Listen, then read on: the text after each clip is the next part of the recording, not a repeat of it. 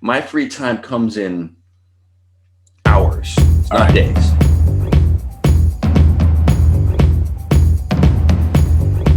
Welcome to the battlefield, to the boardroom. I am jumping in before Philip even has a chance to get started, and here is why.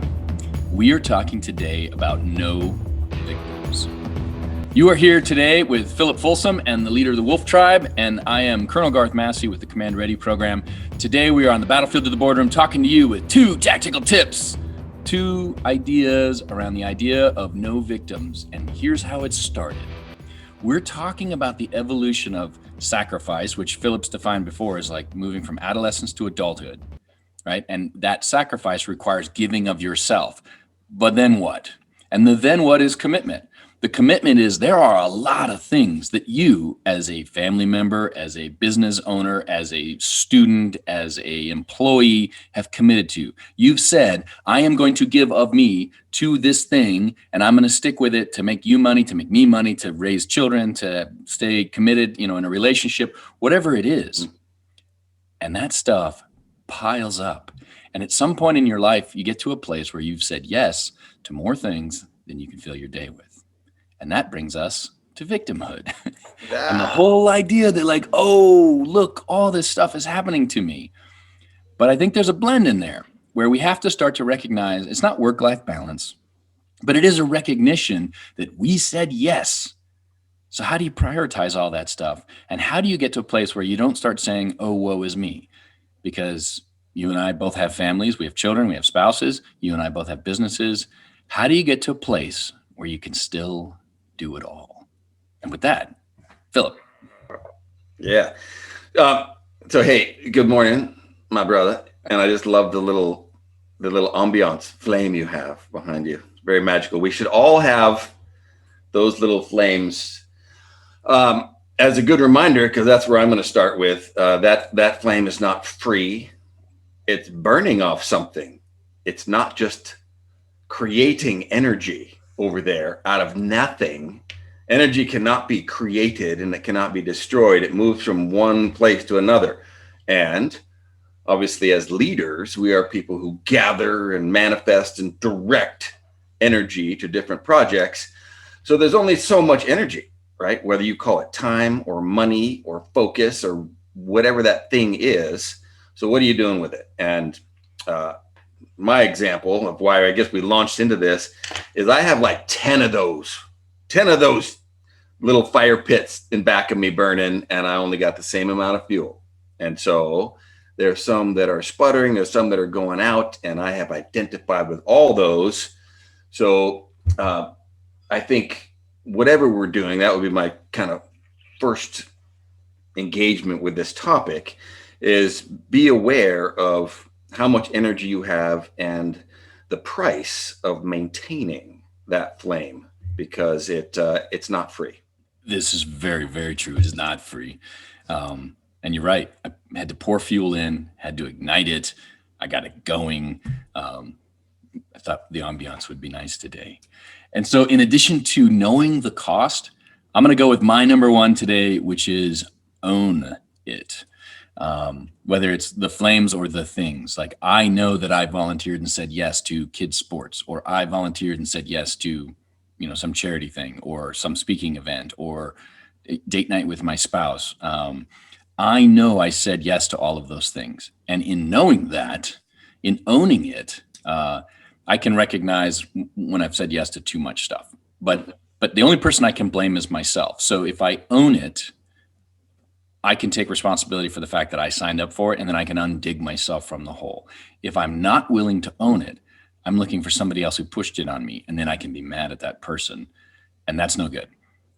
I said yes, and in saying yes to all the commitments that led to my adult life, I now have to, be responsible for how I bend and twist and cut it, or whatever. But that ownership was first. So that's my number 1. Love that. And anytime that we become that victim, then somebody becomes the villain. Like that's how the dynamic works. Somebody's the one who's bad, wrong, evil, and then that little cycle perpetuates itself. Really adolescent. So I love that. The next victim engagement piece for me, and you touched on this earlier today, was that the balance conversation. And the language I used about that is I don't know if there is any balance, because that inquires or implies some sort of stasis, like that there is a set piece, which is not true. It's a variable. So instead of using balance, I use harmony, which implies kind of this ever shifting dynamic between two things, whatever that is, right? Work life, that dynamic is always happening. And in athletics, they call it the flow state, where we're fully actualized and fully engaged and optimally performing. And so that harmony is something that we have to intuitively be aware of, and it's going to be shifting throughout the day, throughout the week, throughout the seasons. And I think that the harmony between peace, which is self-maintenance, and enjoyment, and power, which is accomplishing things and moving forward, I think that harmony between that peace and that power is grace. And I think that may be something that we're all looking for in this journey, and it requires an awareness, because it's going to be different from moment to moment. Oh yeah, so that's my second.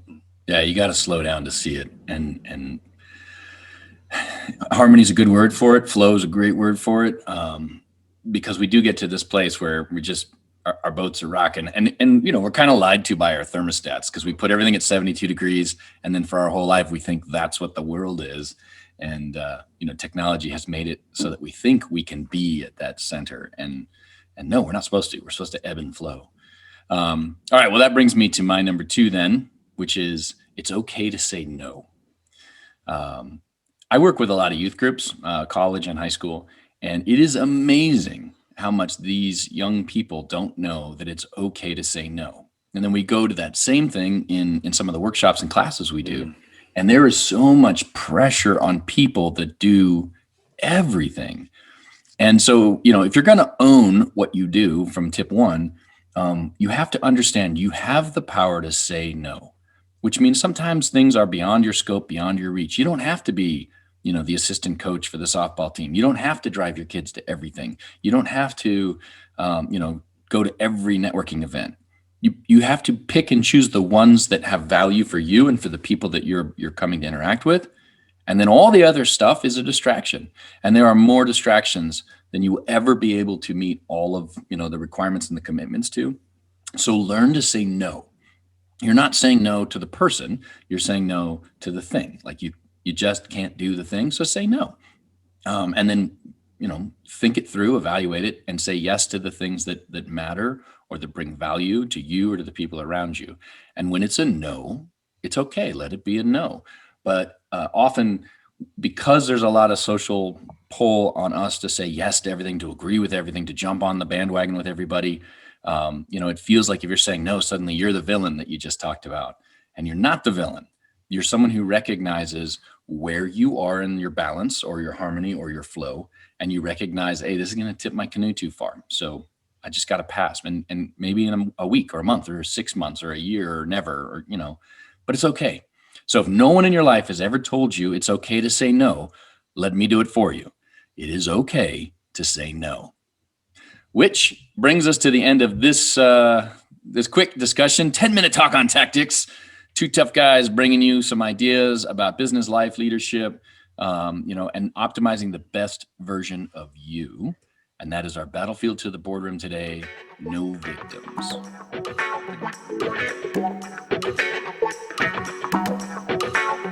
It's a good one today, buddy. That one got me. Walking away with that one. All right, cool, man. Hey, I will see you very, very soon. It's always a pleasure. Talk to you later. Yo.